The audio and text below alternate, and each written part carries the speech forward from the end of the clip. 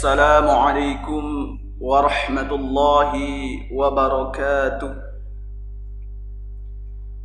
Innal hamdalillah nahmaduhu wa nasta'inuhu wa nastaghfiruh wa na'udzu billahi min shururi anfusina wa min sayyiati a'malina. May yahdihillahu fala mudilla lahu wa may yudlil fala hadiya lahu. Ashhadu an la ilaha illallah wahdahu la syarika lahu wa ashhadu anna Muhammadan abduhu wa rasuluh. Puji syukur kita panjatkan kehadrat Allah Subhanahu wa taala atas limpahan rahmat dan nikmat yang telah Allah berikan kepada kita semua melalui channel YouTube Muhammadiyah Boarding School Kampung Sawah. Mudah-mudahan kita dapat mencerahkan kita semua, yang insyaallah apa-apa yang kita bahas melalui video singkat ini, kedua kalinya salam beserta salawat tak lupa pula kita sanjungkan kepada Nabi kita Muhammad sallallahu alaihi wasallam, karena atas perjuangan dan kerja keras beliaulah agama Islam rahmatan lil alamin bisa tegak di atas muka bumi ini. Alhamdulillah, melalui video singkat ini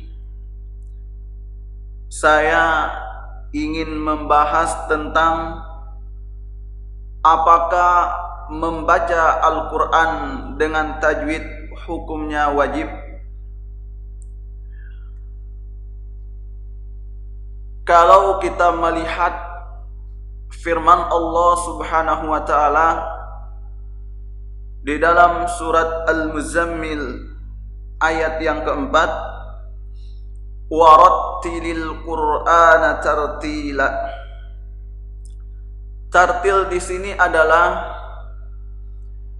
membaca Al-Quran tidak dengan tergesa-gesa, tapi membaca Al-Quran dengan pelan, memahami isi kandungannya, mengeluarkan huruf dari makhrajnya, mengikuti sifat-sifatnya, dan memenuhi hukum-hukum bacaannya. Jadi dapat kita simpulkan bahwa membaca Al-Quran dengan tajwid itu hukumnya wajib. Lalu bagaimana dengan orang-orang yang belum belajar? Dan kalau kita melihat lagi perkataan ulama kita Al-Imam Ibnu Jazari dalam matan beliau bab keempat tentang babut tajwid, beliau mengatakan seperti ini: wal akhdhu bit tajwid hatmul lazimu. Membaca Al-Quran dengan tajwid hukumnya wajib. Man lam yusahhihil Qur'ana athimu. Barang siapa yang tidak memperbaiki bacaan, maka ia berdosa. Di sini, memperbaiki di sini adalah kita dituntut untuk belajar kepada orang-orang yang sudah bisa memperbaiki bacaan-bacaan kita, supaya kita terhindar dari kesalahan-kesalahan, baik di dalam penyebutan huruf maupun yang lainnya. Li'annahu bihi ilahu anzalah, karena Al-Quran itu diturunkan dengan tajwid. Wa hakadha minhu ilaina wasolah. Demikian Al-Quran itu darinya sampai kepada kita. Dari siapa? Dari Allah Subhanahu wa ta'ala melalui perantaraan malaikat Jibril kepada Nabi kita Muhammad sallallahu alaihi wasallam, kepada para sahabat tabi'it tabi'in, sampailah kepada kita. Lalu di sini menarik kita jelaskan bagaimana orang-orang yang belum belajar, apakah dia boleh membaca Al-Quran dengan tidak memakai tajwid? Perlu saya jelaskan sedikit di sini bahwa orang seperti ini ketika dia punya keinginan besar membaca Al-Quran, tetapi memang faktornya dia belum belajar, itu bukan karena disengaja, tapi karena memang tidak ada gurunya, tidak ada tempat belajar, maka orang tersebut boleh membaca Al-Quran, tapi dengan catatan hal-hal tersebut. Maka orang seperti ini dia akan mendapatkan dua pahala. Yang pertama, pahala capeknya dan pahala bacanya. Lalu bagaimana orang-orang yang di sana gurunya banyak, tempat belajarnya banyak? Apakah dia termasuk orang-orang yang berdosa karena tidak mau belajar? Ya, itu termasuk orang-orang yang berdosa. Kalau kita melihat badannya sehat, tidak ada penyakit, lantas dia mengabaikan, itu orang-orang yang berdosa. Kecuali orang-orang yang benar-benar tidak bisa, mungkin karena ada faktor-faktor tertentu. Tetapi kalau kita posisi badan kita sehat, tidak ada kendala, tempat belajar banyak, ini termasuk orang-orang yang berdosa. Karena kita itu dituntut untuk memperbaiki bacaan-bacaan Al-Quran kita, seperti apa yang saya jelaskan tadi di dalam matan Al-Imam Ibnu Jazari tadi. Lalu yang berikutnya, orang-orang yang membaca Al-Quran dengan tidak memakai tajwid, seperti para orang yang sudah mempelajari ilmu tajwid, kayak semacam ustadz-ustadz, para ulama-ulama kita membaca Al-Quran dengan tidak memakai tajwid, mengabaikan bacaan tersebut, lantas dia tahu hukumnya di situ, maka ia termasuk orang-orang yang berdosa. Jadi kita harus berhati-hati. Jangan sampai kita mengetahui hukum-hukum bacaannya, tempat keluar hurufnya, lantas kita abaikan hal-hal tersebut, maka ini termasuk orang-orang yang berdosa. Aib baginya orang-orang seperti ini.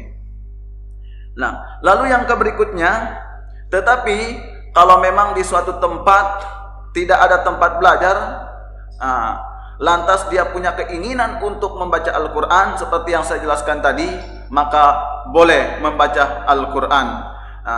Karena memang Al-Quran ini nanti akan menjadi syafaat kita nanti di yaumil qiyamah. Seperti sebagaimana sabda Nabi kita Muhammad sallallahu alaihi wasallam, "Iqra'ul Qur'an fa innahu ya'ti yaumal qiyamah syafi'an li ashabi."